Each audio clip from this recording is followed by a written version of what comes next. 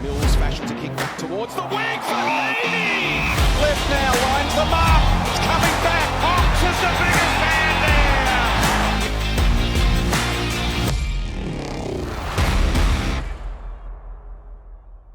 there. G'day guys, welcome to Red Time. Jared Barker, Mason Cox, back for episode 16 of talking all the latest hot topics evolving in the world of footy. Coxy, good to see you. How are you? I'm all right. Lost by 1 point over the weekend, so not stoked about that. What happened on Sunday? Not stoked about it. We're going to get into it a little bit. Yeah, I guess. Yeah, we lost. Yeah. Essentially, that's what happened, Jamie. Yeah. I know. Unfortunately, we lost. If you don't want to talk about it, it's okay. No, I think we're going to pass. We've got plenty of other stuff to cover in this podcast. A lot to look forward to. This is a big run sheet, by the way. There's a few things we've been wanting to talk about in a sense of like waiting for it to happen that have finally started to get the wheels rolling in. Correct. And I'm excited to finally get into it. This is big. This is deep. Huge. Let's get into it then. So let's tell the AFL what to do. We should, because no one else is. But we're going to start with the length of games. Yeah. Talking about things to fix. So Greg Swann started his role as the executive GM of Footy Performance on Monday over there at AFL HQ. He's flagged overall match time as a top agenda item, among a lot of other things. Yep. In terms of, not the 20-minute quarter lengths, but more the stoppage and things that are impacting time on, I guess. Yep. Yeah. Simple question, are games too long? And if we think it needs fixing, how do we fix it? I don't think they're too long. I mean, I think there's definitely games you notice the length goes quite a bit, but that comes down to, I think the biggest thing that really makes games extend is goal reviews, which, to be honest, not really anyone else to blame there but the AFL and the fact that they haven't got the tech right. It's not surprising. And I think about it though, and I'm like, okay, I remember back to COVID, we had like the 16-minute quarters. I was like, yeah, games go pretty quickly, right? And I look at, you wrote down here all the different times, right? From 2005 all the way up to 2025. Well, we asked Champion Data to come up with the total average match length, in 2025, and then we wanted to compare it to past seasons as well. It goes all the way back to 2005, so you can see here there's a 6-minute difference. I don't know if that's if massive, you're at the footy, are you going to notice 6 minutes more of play? So, realistically, from a fan's perspective and watching games and sitting there, no. I'm not going, crap, I'm going to get home at 10:48 instead of 10:43. Like, it doesn't make a difference to me. So I think I've got my take on this. I reckon this is an overreaction. I don't think games are too long in general. I think this is the biggest old man gripe I've ever heard in my life. Old man it's always yells the at cloud type of thing. These are the people that don't know podcasts exist, so we don't have to worry about them listening to this. I think this is legitimately that's a good point. 70-year-old men just being upset about them having to go bed at 10:45 rather than 10:30. Well, okay, look at this. 2005, so the total match length 121 minutes. So we'll say it's just over 30 minutes a quarter. That's just over 2 hours. Over 2 hours.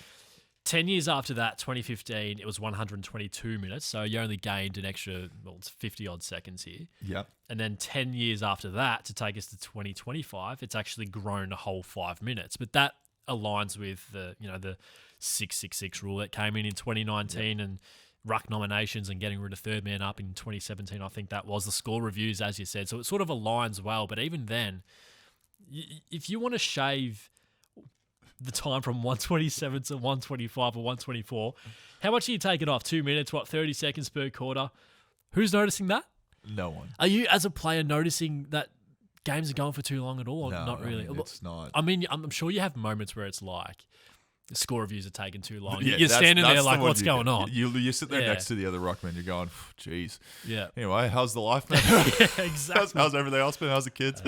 I'm not saying don't make the changes that he's going to make, because some of these things can extend the games unnecessarily, but I just don't think the game is as long as everyone's actually making it out to be. So massive overreaction. Games aren't too long, but that doesn't mean there aren't some things to fix. 666 warnings, I don't think they're necessary. I don't think warnings, like it Pay came a in about kick. like 5-6 years ago now. I think we're all understanding that, like, you understand there's 6 in the middle, 6 in the front half, 6 in the back, right? Yes. I don't think we need to warn people anymore. I think they brought that in because it was such a difference in the rules. They're showing leniency early on. Yeah, they were. And I think with anything, it's like, okay, now everyone understands. It should just be a free kick right away. Yep. I think most people would probably agree with that now. Like, it's not, it's not. So you'd be okay with a free kick being paid if you've got 7 in the forward line and only 5 in the back line? I don't think that's an issue whatsoever. I think if it is a free kick right away, some clubs might even take advantage of that and go, well, if we want to play one behind the ball, we're happy to essentially put 4 people back in T50. We'll take the free kick again. Take the free kick, yeah. There's a good tactic. There's a good tactic. Hang on a second. AFL, come at me. I'll think of a way around it. But yeah, I think the 666 tactic. Say that 5 times quickly. Yeah, no, seriously. The warning, we need to throw that out. Just call the free kick right away. And I think it should come down from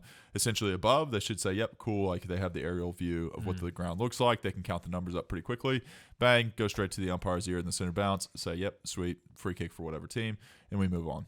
Who's responsible? Is it coaches and staff on the sidelines, or is it players needing to know better where they got to line up? I think sometimes like whenever you go in as a player, sometimes there's a bit of shifting around your positioning. So you might go from like a wing to, or like from the center bounce, you might have to, go forward and play a different position or go to the back line. So sometimes things shift around, but like that's the risk you take whenever you shift things around. And if you don't get it right, then you should be punished, right? Yeah. So I think the warning system needs to be thrown out. I do agree with that. I think that's very old now. And the free kick should just be given to whatever team deserves it. I agree with you, but it's not the only thing that in this game that needs fixing. This big, beautiful game of ours, it's so frustrating. There's so many things to fix. So let's quickly rip through some of these additional areas for Swanee to tweak, Mason. Yep. Should we scrap the centre bounce, or does it still serve some sort of purpose, maybe such as tradition? I think there's a mediatory solution to this. Okay. And I think there's going to be people, traditionalists go, we have to keep it. We have to keep it. They're the ones that you said before don't listen to the podcast. Exactly, yeah. Yes. So this is okay. Makes me say this because I don't care about their opinion. But I think there is a beauty to it because it is something that is unique to AFL. It's similar to, I got really upset whenever they changed the psych out rule for the psych out rule on the mark. The fact that you call it a psych out rule is true, amazing. Isn't it? It's just psych out. It's exactly there's the best way no to name describe for it. I dig it. Yeah. And whenever they changed that, I was just like, that makes AFL unique. That makes it different. That makes it interesting. That makes it like something to converse about. Someone doing something silly, wherever it is. The quirks of the game. The quirks of the game, right? And I think we should keep those in there. And I think the center bounce is one of those. The same thing with like catapulting a ball over your head for throwing. Like it's kind of weird. Like let's be real. Like no other sport kind of does something similar. Yeah. It's cool. It's unique. It's definitely AFL when you think of it, right? Now the center bounce very much the same. But I do think that the effectiveness of the bounce is deteriorating, and I mean that with loving care, umpires. They do a great job. They do their best. It's hard. It is very hard. Believe me, I've tried. I can't do it. But bounce the balls properly. That's your opinion, not mine. But I will not say anything against it. Words in your mouth. My solution to this is essentially you have someone who's designated, because there's always like at least 1 or 2 good umpires that can bounce a ball, right? Yeah. And they do it perfect, I feel like, every time. So there is capability there. So I think every start to every quarter you do a bounce, and then every time you go back during that quarter for a center bounce after a goal, you just ball it out. Yeah, because realistically, after the rules changed this year with Ruckman, it is a glorified ball up.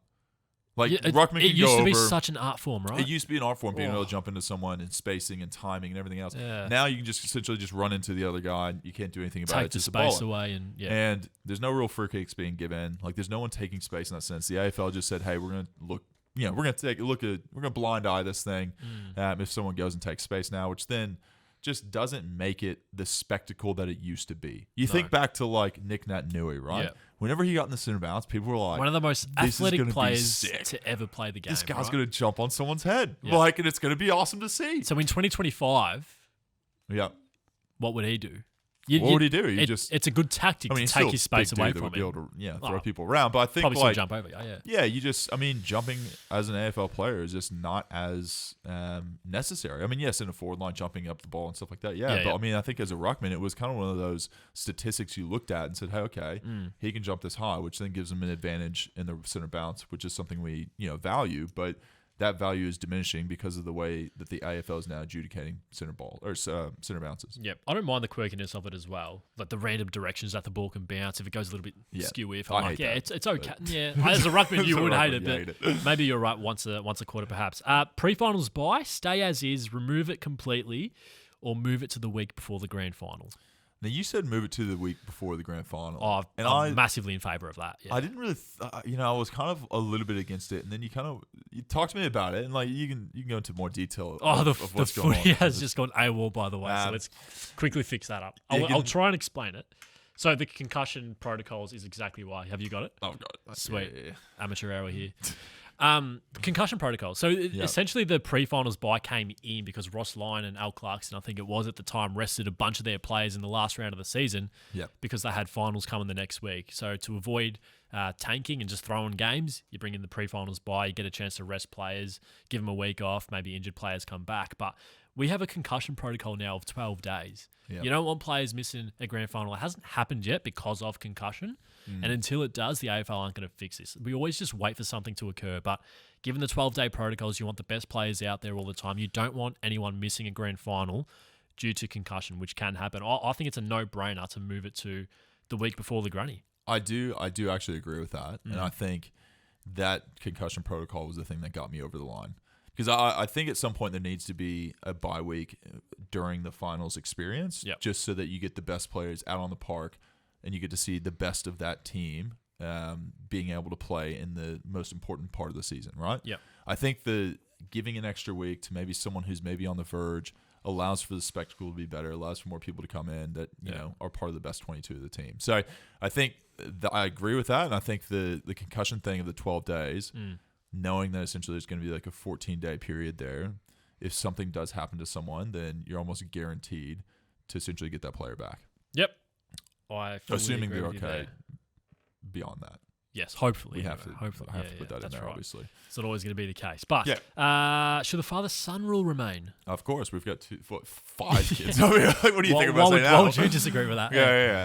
No, well, yes, I mean, the club CEOs, Simon Garlick, CEO at the Dockers, came out and criticised it a little bit last week. That there is criticism for the father-son rule. Perhaps it's just clubs that maybe haven't benefited from it. Oh, it's just, I love the romanticism of it, but you're saying if Freo had 3-4 father-sons, then they'd be upset still?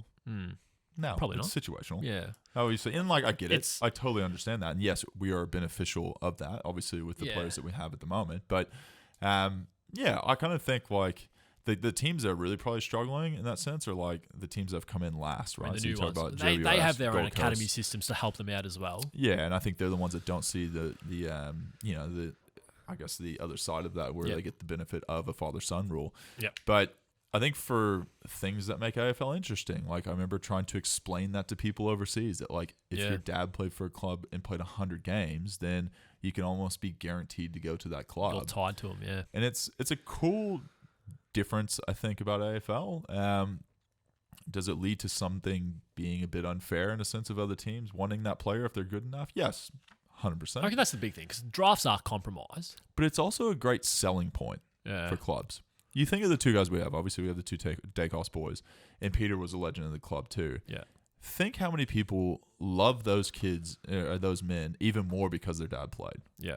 And it's this whole kind of thing where you look at a fan base, and a lot of the fan bases are generational. Yeah. Right? You talk about calling fans. It's like my grandmother, my grandmother's grandmother, whatever it is, and it goes down the line. And I think there's some kind of beautiful nature of that also happening within the club with players that people really align with, and they love it. They go absolutely nuts for it. Yeah. And I don't think they'll ever have a bad word to say because they have so much love, not just for the player itself, but the whole family, and it feels like they're part of a community. Yeah. And I think that's something special about AFL that exists. It creates really cool stories. Great stories. Yeah. No, I'm in line with you there as well. Look, I think it's just keep the father-son rule, but make clubs pay a fair price. I think the NGAs is where it's a little bit of a rot at the moment. I don't think clubs are giving up enough picks with the whole bidding system. I don't think it works right now, but I'm certainly in favour of keeping the father-son rule. Obviously, I don't think they're ever going to get rid of it anyway, but as long as clubs are paying a fair price, I think that's what matters. Now, Coxy, let's circle back to something Michael Voss said last week about whether the AFL is ready for out-of-contract players to publicly announce off-season intentions in the middle of a season. They do this in a rival code of ours, the NRL, as well. He said clubs can handle it, but perhaps the media and fans can't. So question for you is the AFL ready for players to go public mid-season like they do in other sports? Should we allow it? Should we encourage players to publicly commit to rival clubs in the middle of a season? I don't think the players in the clubs probably have too much of an issue with it. The players in the clubs see it as a business and understand that side of it a bit more, I think, than probably previously 10 years ago. Yeah. I think the AFL industry and the fans probably don't love that visual. We talk about just what we said, with the father sons and that and the beauty and the family feel of it, right? Whenever you start doing stuff where you go, hey, I'm not playing for this club next year, right? Whenever someone says that, it really knocks that and says, well, you don't want to be part of this family and this community we've created. And I think that's we're just going to you talk. I'm going to get the footy. I think that's one of those things that the fans don't want to see because they have that, I guess, affection for the club in that sense where, are you good, brothers? They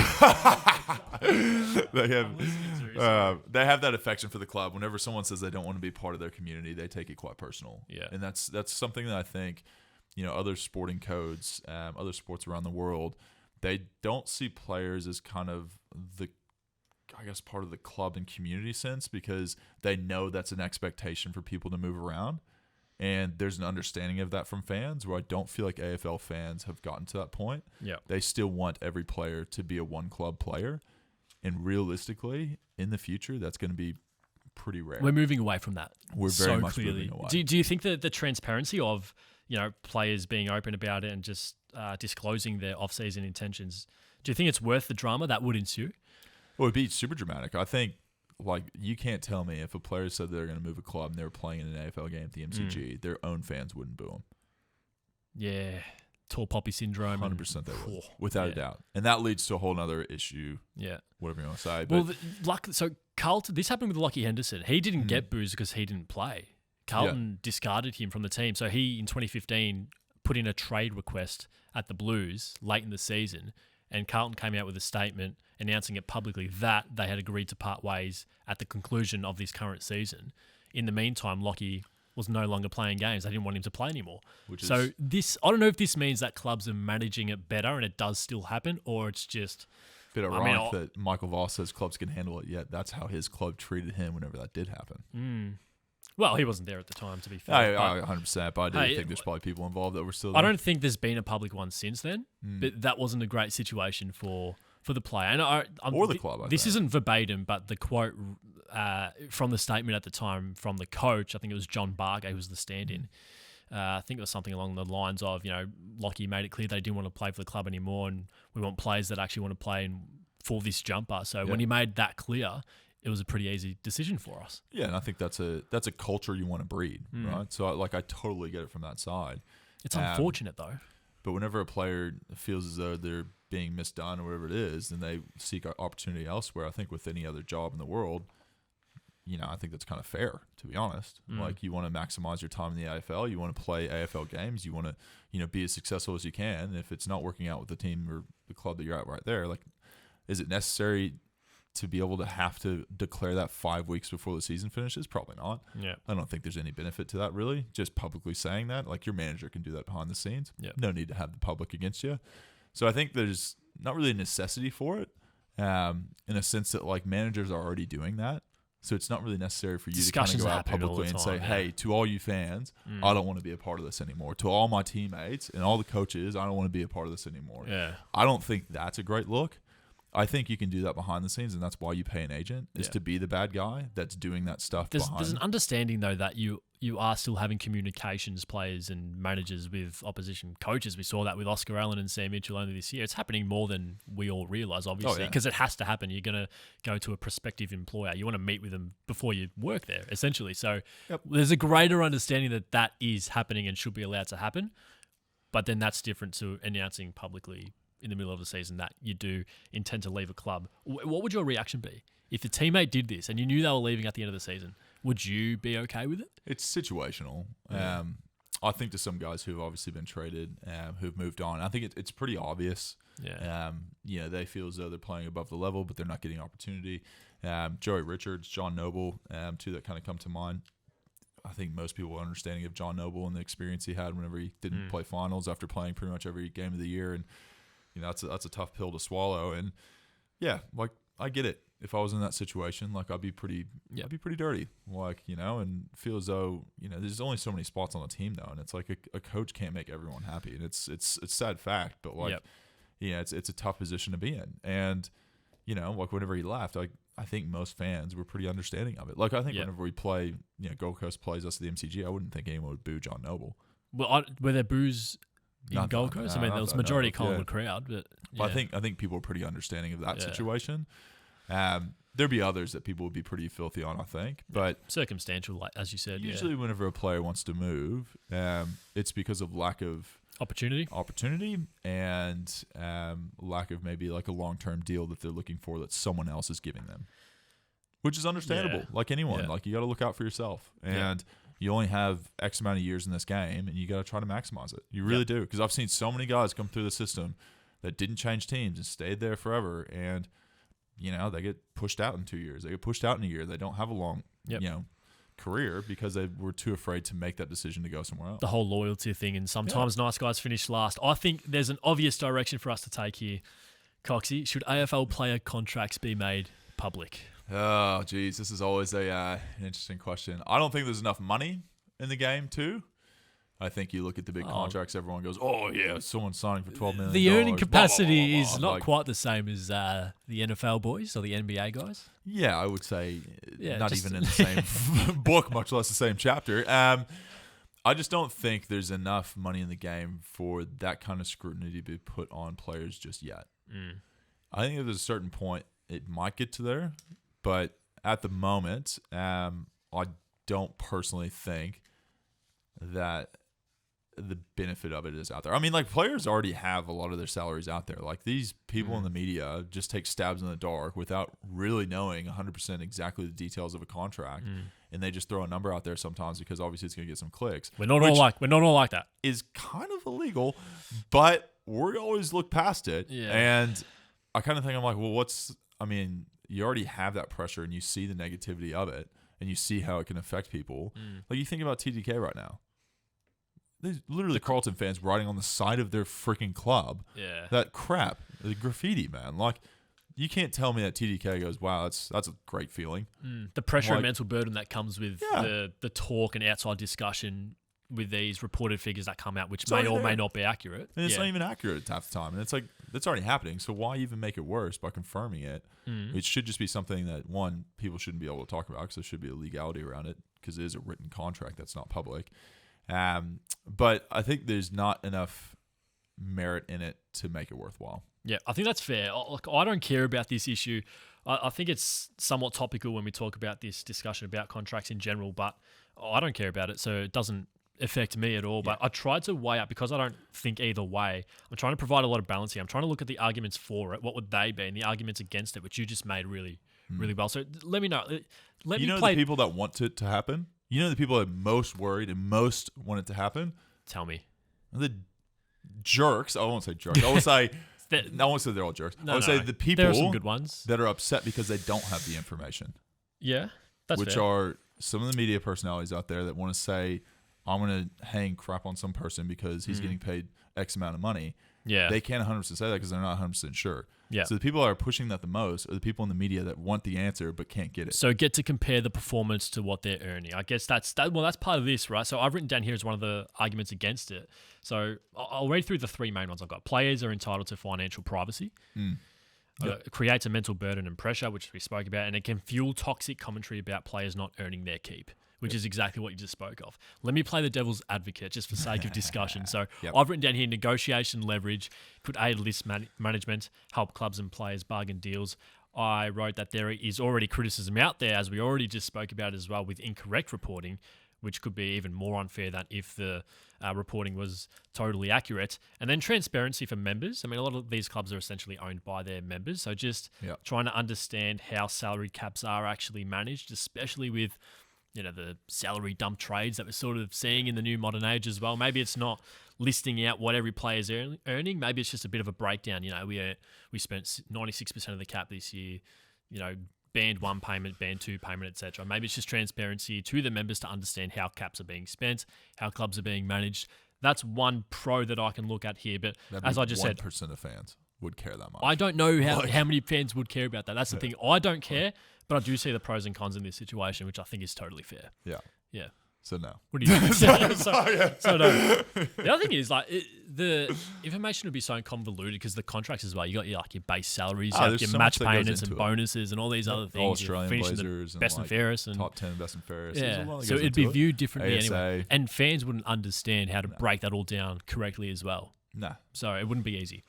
All right, let's quickly rip through these. Before we do look ahead, I just want to ask you something about the pies. Bit personal. There we go. A little bit personal. Yeah, okay. No. What It's do you just got for it? something happened late in the game. It's been spoken about. Yep. This week, just want to ask you about the late game tactics and the tackling technique used to force Freo to sort of have prior opportunity, corral them so as to avoid stoppages late in the game when you were chasing a result. Yep. What does that come down to? Do you speak about it? And is that actually trained? Yeah, I think we were kind of given a bit of an understanding from the umpires that came in earlier in the year around, I guess, being able to tackle someone and having them have to dispose of the ball still.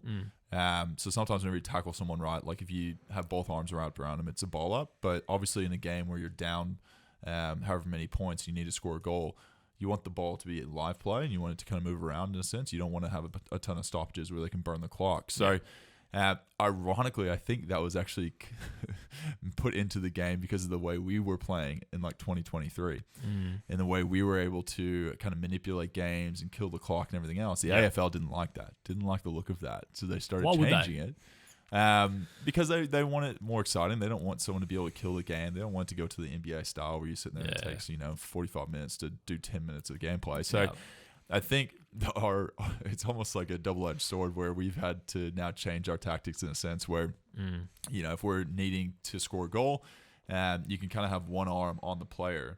And if you show the umpire you have the other arm up, that essentially is a clear indication to the umpire that you are not trying to tackle the player anymore, and that player is just laying on the ball and they're not trying to dispose of it. So if you look at the Geelong game earlier in the year, I think it was Darcy Cameron, I want to say. Yes, on Mark Blitzarves, I reckon it was, in the middle of the ground. Yeah. Yep, so just put one arm up, one arm around him. Mark didn't get rid of it, so then you got the free kick, and then we got it into Crispy. Crispy had a shot after the siren, unfortunately missed.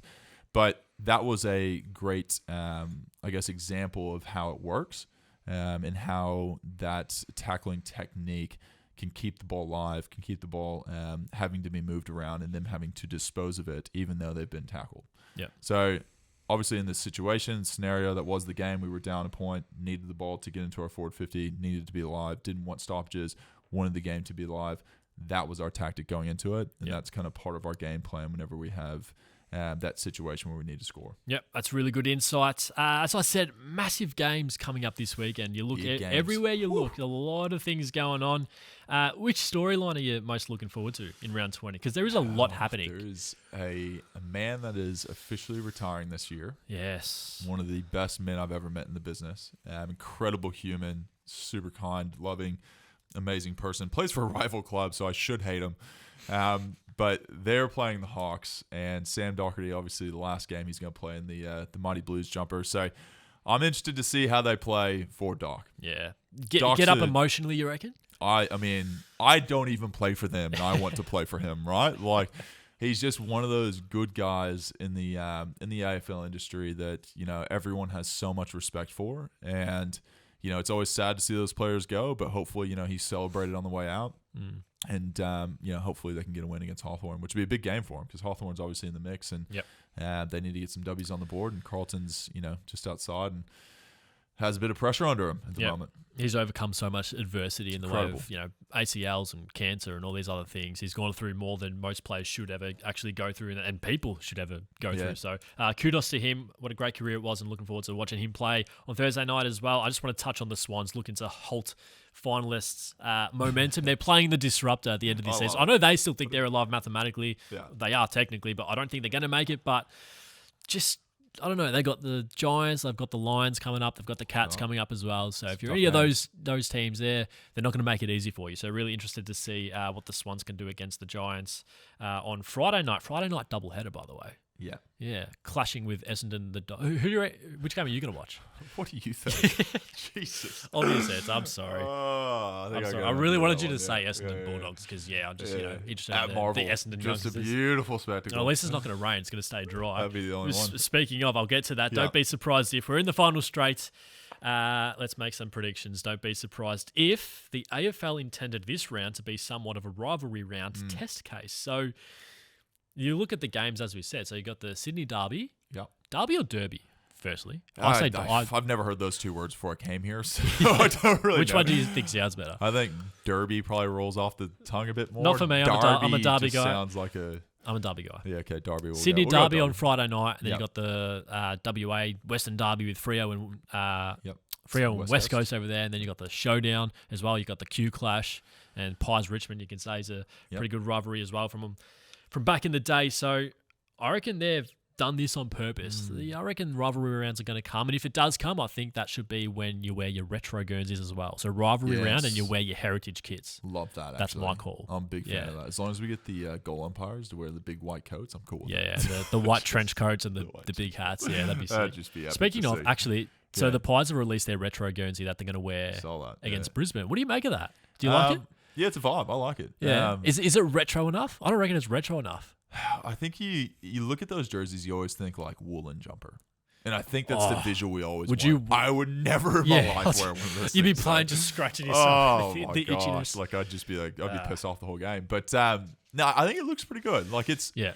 I mean, the Dacos boys obviously are the ones that kind of Yeah. launched it with their dad, so I think there's That's like a fun. cool tie-in with that It also. just it needs more stitching pattern. It needs to be, I don't know. There's a good swooping magpie Guernsey from like 2002 that Collingwood Yeah. wore. I reckon that'd be a good throwback kit rather than the black and white stripes, which is 100%. traditional. Yeah, That's just my call. there's some really cool, unique, I guess, designs out there we didn't choose, but like I do Yes. agree that some of the traditionalists love the Yeah. black and white stripes, don't like too much changing. So, but I do like the fact that the club's doing something different. The AFL is doing something different. it'd be Hopefully, cool. this rivalry round sticks around. They make it even bigger ordeal next year. Yep. Yeah. I agree. What do you got for us? Well, I got to do a shout out first because we went over this. Now, there's a great man, David Roden. Oh, there is two. Yes, Can't forget we this did man. list this down. The happiest guy in all of AFL, I think we can all say. Yeah. He's got his big milestone coming up. 300 combined games as a player/goal umpire. 185 with a player, 114 as a goal ump. Yep. He is the GOAT.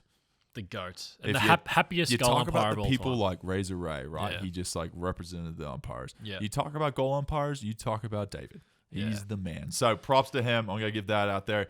Don't be surprised. Gold Coast upsets Brisbane. Gold Coast smashed by Adelaide last week. Not a pretty sight in the first half. Who that was so obviously going to happen. Yeah, but it was They just played it the was. grand final. I mean, I looked at the score and I was like, "Whoa, geez, didn't think that would happen." But they need. They're going to back it up. I think they're playing at People's First Stadium. Adelaide goes up there. Very good team, Adelaide. Don't get me wrong, but I think it's going to be a close one. And I'm hoping the Gold Coast are able to bounce back with Dimma, and he gives them a bit of a fire under them, and see if they can get the W. Good game is that one. So is Ken's final showdown, which we haven't even touched on. It's, as I said, there's way too much happening, so that one's going to be juicy as well. My final, don't be surprised if the rain levels the playing field this weekend. So wet weather means chaos, and chaos means upsets. Yes, It's going to be some tough games this week, and the Who's heavens are going to be open. I've looked at the weather forecast. Not pretty. Other than, surprisingly, Sydney's going to be okay on Friday. Wow. But then it's just absolutely bucketing in Beautiful. Queensland, in Adelaide for the showdown, in Perth, and in Melbourne on Sunday. So Rain Marvel galore, might be so- the best game this whole weekend. It'll be the only it one that's will not be. wet. And funnily enough, I said upsets could happen. Well, I've Yeah. actually tipped the Saints. That's an upset over Melbourne, but that's the game that's at Marvel Stadium, so it's not even rain affected. But I'll give you that. Yep. yeah, there you go. I'm stoked about that Ken's final showdown. It's gonna be so He's fun. just gonna Oh. go absolutely nuts. They couldn't, Like, could they? Oh, I would love for them to win. They've got a few players coming back too, which is exciting. But I think Yeah. it's just this is Ken's real farewell. Let's be honest. Like Yeah. after this, it's kind of like Lose all every right, game by whatever. 200 points, just Don't care. win the bloody showdown. You win that, That's- people are gonna be yeah. like, Ken was a great tenure at our club. We loved every bit of him. We never had a bad word to say about him. How many Like, premierships did he win? Oh no, but the final showdown. Did you see that? Did you that, see that? That's going to count for That something. was it. So excited for that game. We'll be watching the old Adelaide showdown. Have you ever worn long sleeves? By the way, it's going to be raining. You're No, not a but I long put sleeve this up on my bandit. socials. I think Max Gawn's the only ruckman I feel Yeah. like, and maybe Jim Stein. Someone told me Jim Stein's wore long sleeves once. So Yeah, okay. Darcy Moore wore it last He week. wears long sleeves. Yeah. There's a weird thing though, like with the black and white stripes, and this is kind of like someone told me this, and I can't unsee it. You kind of look like Beetlejuice, and it's one of those things I just can't unsee now, and I'm really like kind of scared to get real long arms. You got a lot to work with there.